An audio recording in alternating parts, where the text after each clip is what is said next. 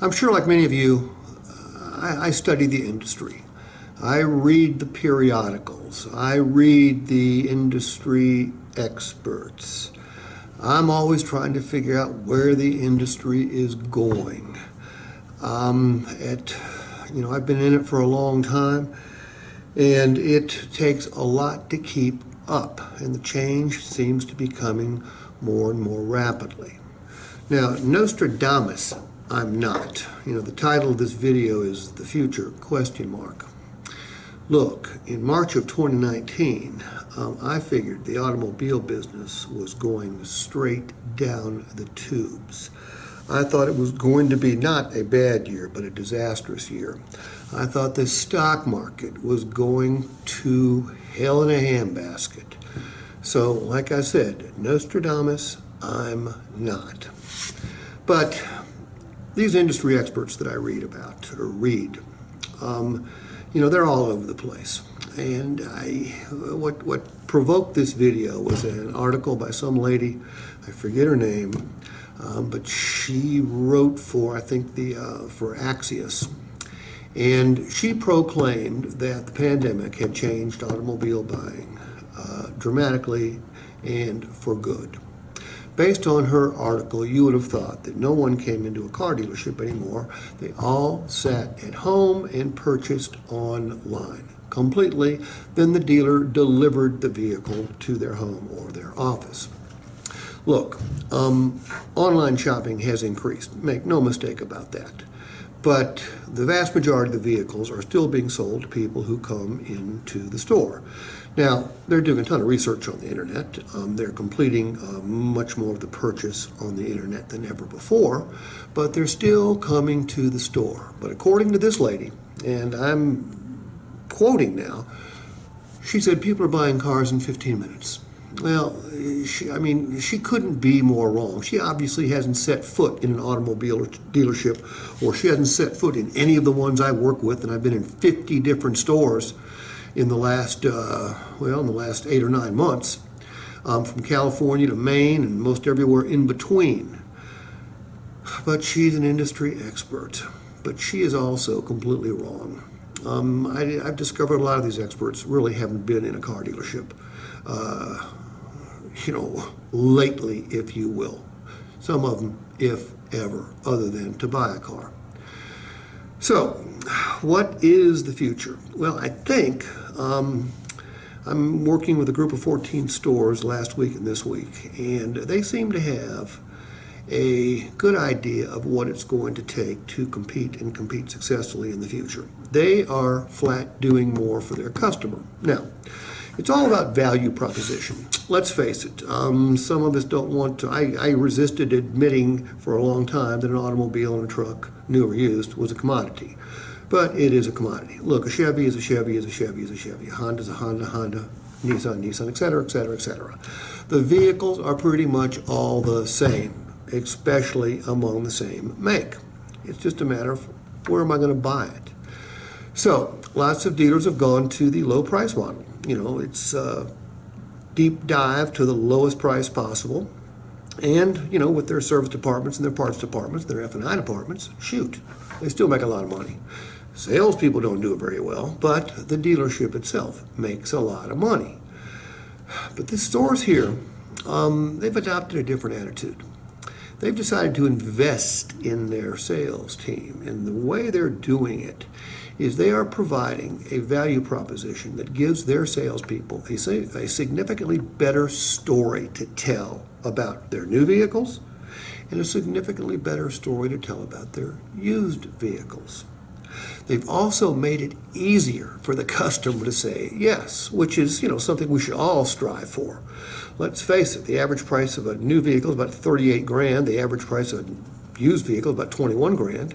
It isn't always easy to say yes to investing that type of money. These stores have made it easier. How have they made it easier?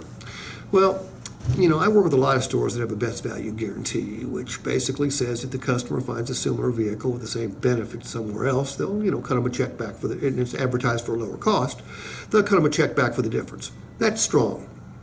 But what these people do is even stronger. They offer a 3-day money-back guarantee. Now, you can't put more than 150 miles on the additional miles on the odometer, but if the customer decides in the first 3 days, during the first 150 miles, that the vehicle's not right for them, they have the right to bring it back for a full refund. Now, I know that won't work in every single state. And California comes to mind. I don't think you can do that in California.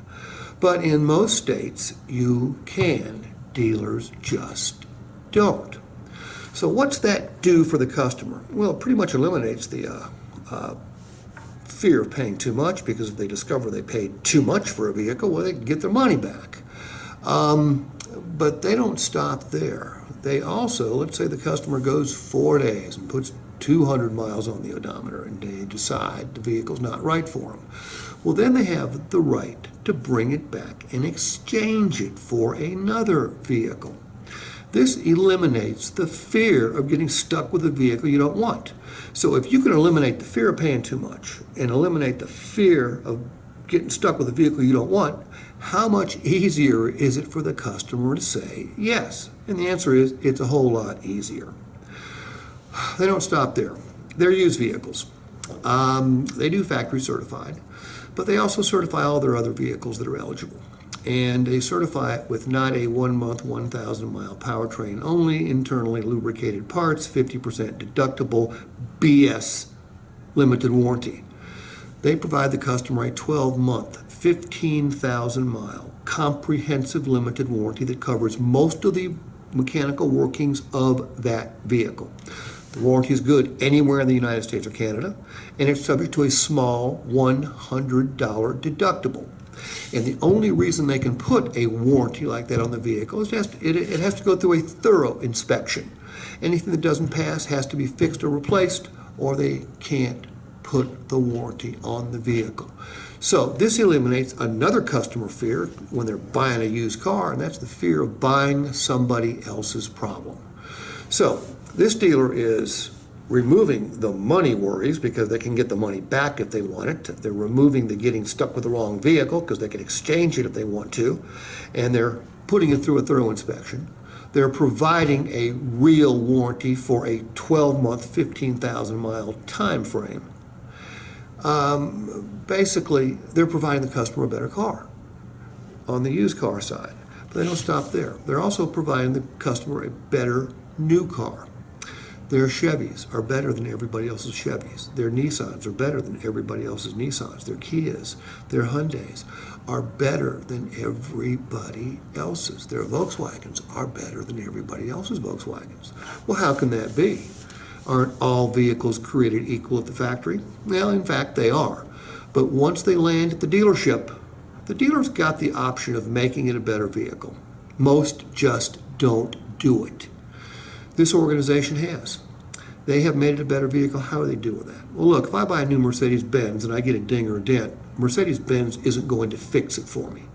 If I buy a Lexus and lose my key fob or run over my key fob with a lawnmower, Lexus isn't going to replace the key fob.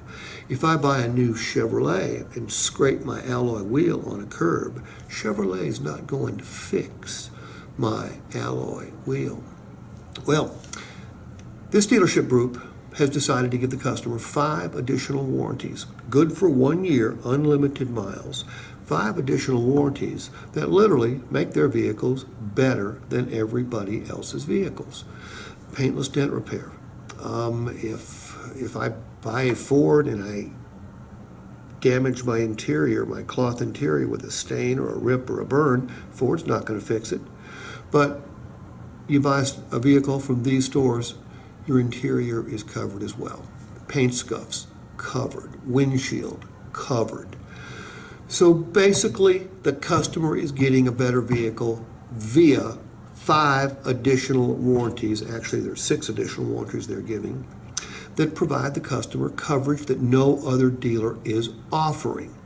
Now, this also sets up the F&I office because the coverage is good for a year, complimentary, unlimited miles, but the F&I office is having a field day upgrading these coverages to 2, 3, 4, 5 years. So it's boosting finance and insurance revenues as well. The salespeople, and this is the key, because there's an expense involved here. And if the expense doesn't result in additional sales or additional gross profit, well, we know what happens to expenses. Dealers cut them, as well they should. That's what good business people do. And what we have found in a number of organizations where things like this don't work is the salespeople aren't trained properly. The salespeople aren't trained how to communicate the value. Look, if I tell someone they're going to get paintless dent repair for a year and they've never, ever paid to have a paintless dent repair done, it's got no value. And let's face it, most people that get dings or dents don't get them fixed. Most people don't have any idea what it costs to fix a ding or a dent. Most people don't realize that it devalues their vehicle. So the salespeople have to be trained extremely well in order to make programs like this work, and that's where most of them fail. Make no mistake. Look, I don't know where the car business is going. I wish I did. I don't know where the stock market is going. I wish I did. I don't know where Bitcoin or gold or silver is going. I wish I did, but I don't. But what I do believe is that dealers in the future are going to have to offer more. Not just offer more, but they're going to have a sales team and a culture that is adept at communicating the value of what they're offering. Because I think you'll agree with this. You know, I've been watching automobile dealers for 4 decades. Most of them bend over backwards to do right by the customer. Most of them do things for the customer no other retail business in the world would do, yet they don't get any credit for it. And that's because of culture. That's because of the sales team's inability to communicate the value of what the dealer is doing for the customer. So, the future, I'm not exactly sure what it holds. If any of you know, I'd love to hear from you. But I do think that automobile dealers are going to have to give more, and they're going to have to be better trained in order to give more at a profit, not a dead expense. So this is Steve Richards with Motor Trend Certified saying Happy New Year to you all. I hope this year is a much healthier year than last was. And I hope the business continues to be good. And if it's not good for your competitors, that's even better. So, signing off, Steve Richards, out. Happy New Year.